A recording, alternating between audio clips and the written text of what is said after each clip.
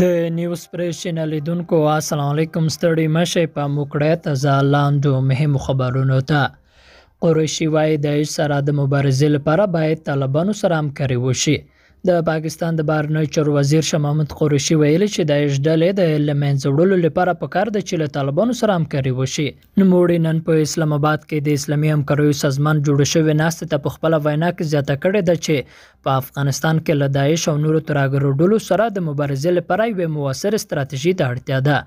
د نوموړي په وینا د یادې ډلې د له منځه وړلو لپاره باید له طالبانو سره اړینه مرسته وشي څو نه یوازې افغانستان او سیمه بلکې ټوله نړۍ له شره په امن شي. د یادونه ده چې څو ورځې وړاندې د امریکا د مرکزي قماندانۍ قماندان جنرال مکنزي په افغانستان کې د داعش ډلې د حضور په اړه اندېښنه ښکاره کړې وه، خو د اسلامي امارات داعش ډلې د حضور د رد سربېره د مسئله استخباراتي تبلیغ بللی دی.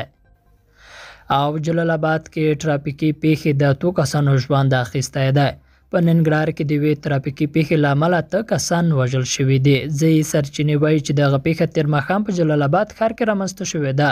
پیښه د یوه پیک اپ ډوله او کورلا ترمنځ د ټکر له امله رامنځته شوې ده. په دې پیښه کې 4 مېرمنې، 3 نارینه او یو ماشوم وژل شوي او همداراز یو نارینه او یوه ښځینه ټپیان دي.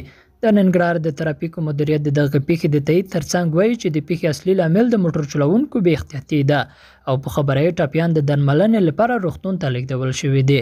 په وروستیو کې په لویو ښارونو کې ترافیکي پیښې ډېرې شوي دي چې تر ډېره د مرګ ژوبلې لامل هم کیږي.